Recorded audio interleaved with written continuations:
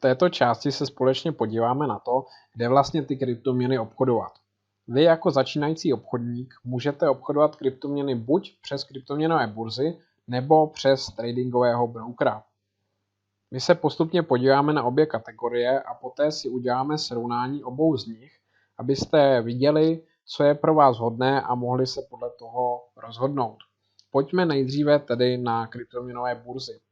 Já si otevřu již vám známý web CoinMarketCap, protože na něm, kromě kotací jednotlivých kryptoměn, mohu vidět i na kterých burzách se ta či ona kryptoměna obchoduje, a to konkrétně tím, že si rozkliknu například zde Bitcoin a vyberu kolonku Markets a zde již vidím jednotlivé kryptoměnové burzy, kde se Bitcoin obchoduje, jaký objem obchodů se na nich realizuje a taktéž kolik na té či oné burze Bitcoin aktuálně stojí.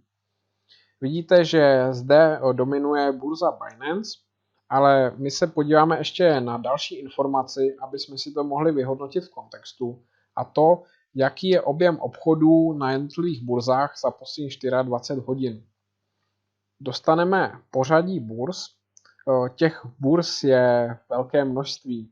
Můžeme se podívat, že ten seznam je skutečně dlouhý a nekončí jenom top 10 burz, ale pokračuje až směrem níže. Skutečně ta nabídka kryptoměnových burz je velmi rozsáhlá a mnohdy pro začínající obchodníka je dobré se skutečně držet těch největších burz a tyto burzy, které jsou zde směrem níže, tak zcela ignorovat, protože mnohdy mají svá specifika, které se vůbec nehodí pro začínající obchodníky. Já zajdu ještě úplně dolů, abyste viděli, že těch burz je skutečně celá řada. Je to tak jako jednotlivé kryptoměny, tak i celkem džungle. Tudíž zde máme burzu Binance, kterou k obchodování například používám já. Bavíme se teď o obchodování bez páky. Ta burza, já vám ji ukážu zde na příkladu konkrétním. Můžeme se podívat na jeden z mých účtů. Ten zde máme nyní otevřený a můžeme se podívat jak na poplatky burzy, tak její specifika. Můžeme se podívat, jak vypadá obchodní rozhraní. A můžeme si taktéž uvést, čím tato burza se liší od jiných burz a co naopak jsou výhody a nevýhody burzy Binance. Zde máme graf o Bitcoinu denní, můžeme si zde přepínat časový rámec, já si dám například 4hodinový graf. Zde mám vlastně hloubku trhu, to znamená čekající objednávky nad trhem, pod trhem, aktuální cenu. A zde už kolonku pro případné zadávání obchodních pokynů, obchodní historii a taktéž zde nabídku dalších kryptoměnových párů, které jsou kotovány oproti Bitcoinu. Co se týče asi nejpodstatnějších věcí pro tradery, tak je fakt, že na burze Binance můžete pouze nakupovat kryptoměny, nemůžete shortovat, a taktéž nemůžete obchodovat na páku. K tradingu na páku, k longu a k shortu na poli kryptoměn, co se týče burz, slouží burza BitMEX, což je derivátová burza, kterou ovšem pro začátek úplně tak nedoporučuju, protože sebou vlastně skýtá celkem hůř přehledné obchodní prostředí. A pro začátek, ačkoliv ty možnosti budete mít na Binance omezené z pohledu tradera, tak skutečně doporučuji začít u kryptoměnové burzy Binance a ten BitMEX si nechat na později.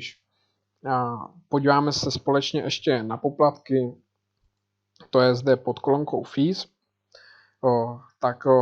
Máme zde uvedeny poplatky, které jsou standardně 0,1% za jednu stranu obchodu, to znamená za nákup, a za prodej celkem tedy 0,2%. V případě, že používáte takzvaný Binance token, tak můžete mít poplatky poloviční a strhávají se vám vlastně z hodnoty toho tokenu. Tolik k burze Binance, takové úvodní představení. Já ji používám k tomu, abych nakupoval si vlastně jak Bitcoin, tak i další kryptoměny bez využití páky na dlouhodobější obchody, ale jsem zde omezen tedy tou stranou obchodu, kdy nemůžu spekulovat na short. K tomu slouží derivátová burza BitMEX, na tu se taky můžeme podívat samozřejmě, když si zde vyfiltrujeme objemy za posledních 24 hodin, tak zatímco na Binance je to téměř 2 miliardy dolarů, tak zde si překliknu kategorii a zobrazí se mi vlastně burza BitMEX a zde je to vlastně více než 2 miliardy dolarů. Já si na tu burzu můžu zde nakliknout, máme tady ten obchodní pár Bitcoin s dolarem, který je největší na té burze. Zde si potom otevřu web vlastně derivátové burzy BitMEX jenom pro stručné představení, tak umožňuje obchodování těch hlavních kryptoměn. Není tam zase široká nabídka jako na Binance, ale na druhou stranu můžete na ní jak longovat, tak shortovat. Takové trošku specifikum, které bych doporučoval si hlídat. Ta burza tak je vlastně legislativně na Seychelách, proto bych příliš nedoporučoval zdržovat tam prostředky na nějaké dlouhodobé obchody, na dlouhodobé držení. Je to spíš skutečně na ten agresivní trading na páku. Ukážu ještě, jak vypadá to obchodní prostředí na té burze. Zde se nám načte graf TradingView, který nám znázorňuje vlastně aktuální cenový vývoj. Zde vidíme hloubku trhu a poslední realizované obchody. Tady nahoře tak máme i jednotlivé kryptoměny, které můžeme obchodovat vlastně na páku, jak směrem do longu, tak směrem do shortu. Vidíte, že jsme omezeni na ty hlavní, proto právě ačkoliv plno kryptoměn je možné zcela jednoduše analyzovat, že nemají perspektivu a budoucnost, ale není tak jednoduché je spekulovat do shortu, není tak jednoduché je prodávat. K tomu právě pak slouží buď ten BitMEX k shortům, a nebo broker.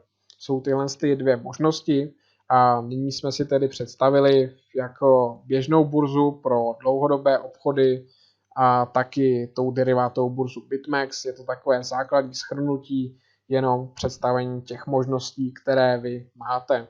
Já z pohledu, kdybych začínal, tak určitě je vhodné začít se orientovat z pohledu obchodního prostředí na té burze Binance.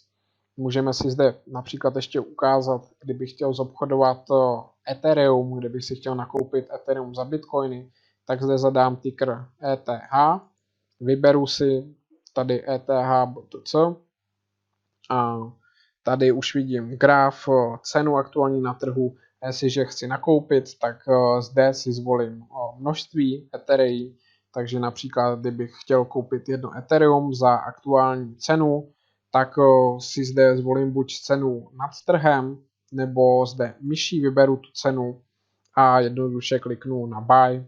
V případě prodeje, pokud bych měl nakoupeno to Ethereum, tak samozřejmě ho prodávat můžu, nemůžu shortovat jenom čistě spekulativně, tak zase pak na sell. Tak tolik ukázkám z pohledu burzy a v dalším videu se podíváme, jak je to u brokerů.